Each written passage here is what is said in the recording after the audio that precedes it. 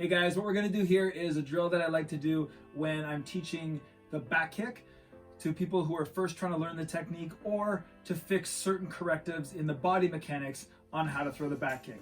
So common mistakes that we see in the back kick are that people tend to not want to kick in a straight line. So people are trying to generally wind up too much, or they begin to over rotate.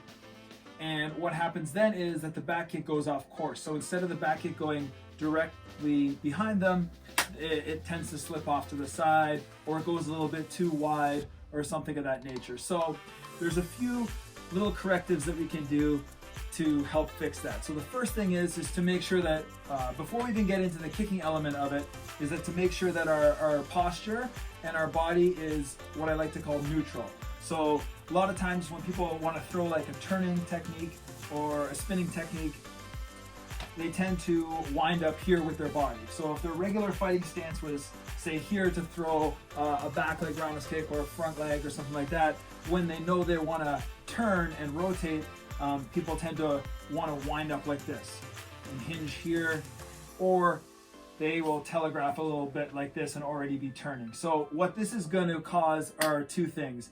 When people start to turn like this beforehand because they want to turn this way, what's going to happen is the kick's probably going to go too wide. They're going to over rotate on the kick because then it becomes a spinning technique. Whereas back kick is a direct technique. It's not necessarily a spinning technique. You're pretty much just turning and kicking straight behind you, right? So if I turn like this ahead of time, what's going to happen is I'm probably going to over rotate here, which number one is going to have poor technique. Number two is if I am trying to do that in a combative type of situation, it's going to expose my entire body and face. It's going to leave me open. So in whatever aspect of martial arts you're trying to improve this technique, whether it's recreational or sport side of it, it's not a good thing to wind up like this before you throw your technique. When you telegraph too much with your back foot here, you might have a technically sound back kick, but if you are already throwing yourself off course here, then your back kick's not going to go straight, okay? Because what's happening is I'm changing now the angle or the axis of which I'm rotating on, and now instead of my kick going directly back, if I throw a proper technique back kick, it's going to slip off to the side. And that's when you see like back kicks that instead of me hitting straight here, they'll like glance off here or glance off here, things like that. So there's a few body mechanic correctives that I like to go over with people, okay? And that's before we even start the kick. It's the preparation of the kick. It's beforehand. So always check before we even start. Is your preparation, is your stance good? Am I neutral? Am I not giving any tells here or giving any tells here, okay?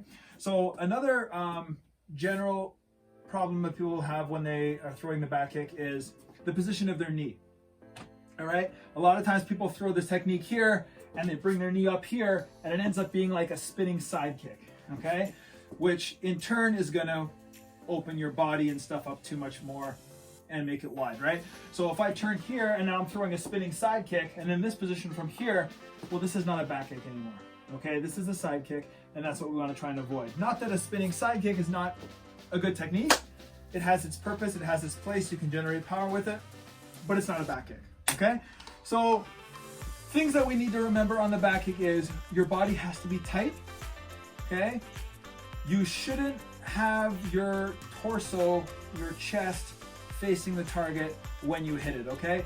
Think about it, it's back kick, your back should predominantly be facing your target afterwards. So when I turn, if I'm here and I kick directly back, all right, that's more of a correct posture than if I went here like this and now everything's exposed, all right? So how are we gonna fix this?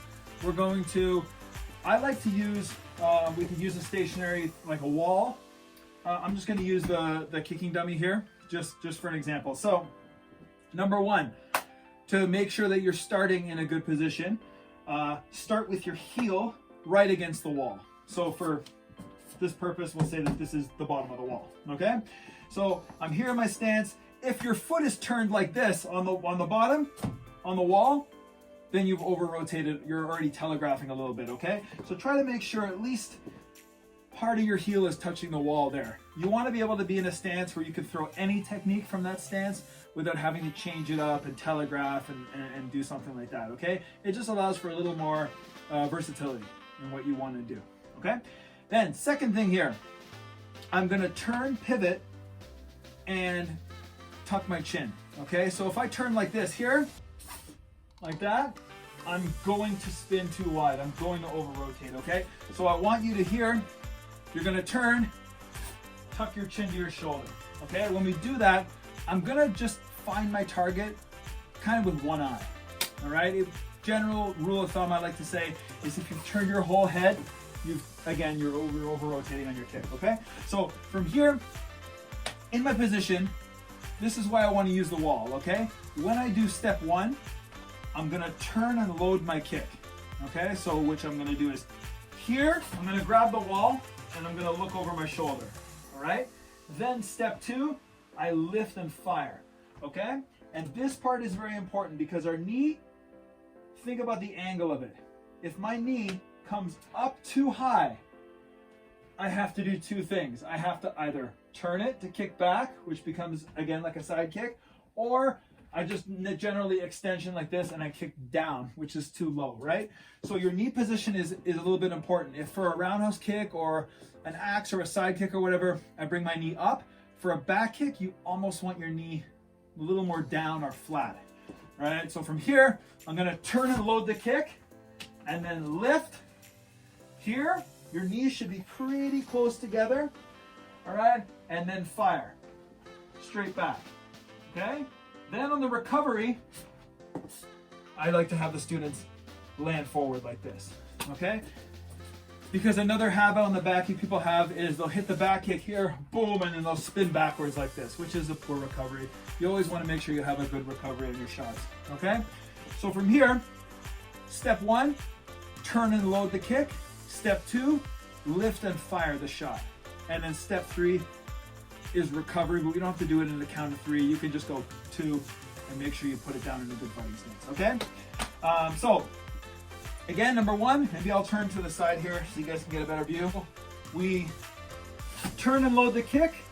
Remember, chin tucked, one eye on the target, and lift, fire the shot, and right down here, okay? All right, so two tips that I like to do to avoid the over rotation is number one, tuck your chin.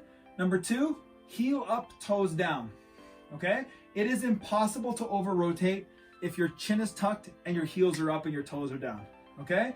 So if I'm here and I tuck my chin, well, I can't over rotate now because if I were to over rotate, my heel, you know what I mean? My chin is tucked to my shoulder, right? Also, if my heel is up and my toes are down, here, I can't over rotate because if I've over rotated, what's happening? My heel's not up, my toes are not down, right? So just a couple of little tricks that are tips that I like to tell people when they're having trouble with this technique, okay? So one more time, we'll go over it. Turn and load, and then lift and fire, all right? And the back kick should go directly behind you like this, okay?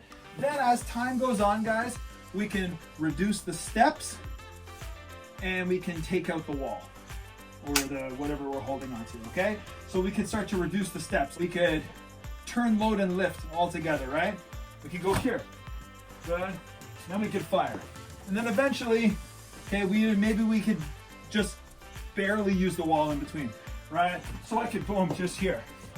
Then eventually from there, you can just throw the direct back kick off the line, okay? So again, making sure everything is checked in a nice position. We're not winding up. We're not telegraphing ahead of time. We're nice and neutral. And then we're throwing the back kick directly back, okay? Obviously, there's different variations of back kicks. There's a defensive back kick.